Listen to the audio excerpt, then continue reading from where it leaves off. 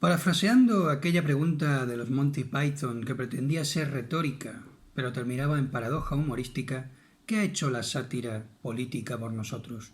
Nos referimos a toda esa tradición satírica de la prensa española que arranca en el siglo XIX y llega hasta nuestros días. Vamos a centrarnos en el caso concreto del Motín, un semanario satírico publicado a finales del siglo XIX.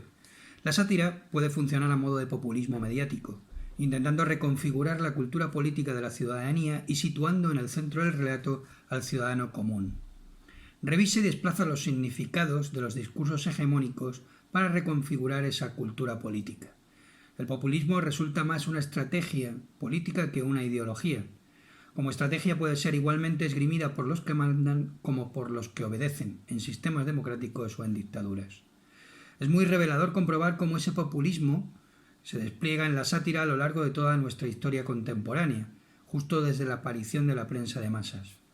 A finales del siglo XIX, José Nackens ahorró el dinero suficiente como para comenzar a tirar un semanario satírico denominado El Motín.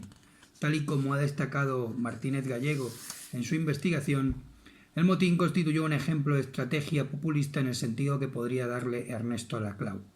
Este texto recoge esa idea y la explora en toda su dimensión para allanar el camino de una comparación entre las sátiras españolas de distintas épocas. La hipótesis sobre la que bascula señala la construcción de un relato político que de modo vanguardista sitúa al ciudadano corriente como protagonista. A través del análisis de diversas caricaturas explicamos la potencia de ese relato y su relación con el periodismo serio y la prensa ilustrada del momento. Para empezar, El Motín no perdió de vista la viabilidad cognitiva y económica necesaria para que las clases populares accedieran a la información política relevante. La prensa ilustrada del momento era cara y sus debates excesivamente racionales. Las caricaturas del Motín abarataban la representación icónica y además producían, de modo pionero, un campo de batalla político que apelaba de forma creativa al pueblo. Hemos acuñado para este trabajo un nuevo concepto, el de escalamiento aplicado a la cultura política. Su polisemia indica por un lado la capacidad de la caricatura para reducir el mundo de la alta política a una esfera manejable por una clase popular que en muchos casos era analfabeta. Por el otro, el término alude también al conjunto de peldaños que llevan hasta un nivel superior. El Motín proponía una superación de las instituciones vigentes, en especial la monarquía y la Iglesia, para alcanzar una república laica y democrática, y en ese escalamiento también se expresaba la representación del pueblo. Sin imágenes sobre la realidad es imposible imaginar la agencia política de los actores sociales. Estos necesitan en primer lugar representarse en el campo del juego político para llegar a la oportunidad de actuar sobre él. Eso era lo que hacía José Nackens en El Motín, brindar al lector representaciones del poder suficientes para generar un campo de batalla político, un relato de buenos y malos sobre los mitos y ritos de la España monárquica y católica de la época.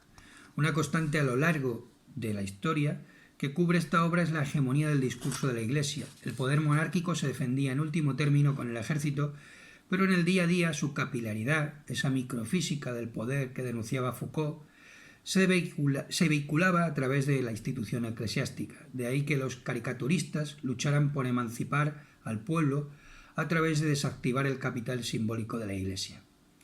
La sátira rebajaba a los dioses y ensalzaba a los mortales. Ridiculizaba a la Iglesia y brindaba a las clases populares una religión laica republicana, una fe revolucionaria con horizonte infinito. Nackens era un anticlerical, pero no antiespiritual. Lo que criticaba el gaditano era la gestión de esa espiritualidad por parte de la Iglesia. Nackens transformó a Cristo en Jesús, lo humanizó del mismo modo que lo haría un siglo después Nikos Kazantzakis en su texto La última tentación de Cristo. En ese discurso populista de la sátira, los autores no solo construyen a un líder al que seguir, o a un ellos que emplaza como enemigo, también encarnan una imagen del propio pueblo. Juan Lanas, por ejemplo, representa a ese pueblo como un gigante dormido y parasitado por las élites. En vez de crear monumentos de piedra a los poderosos, la sátira recuerda al pueblo su tamaño y su fuerza adormecida.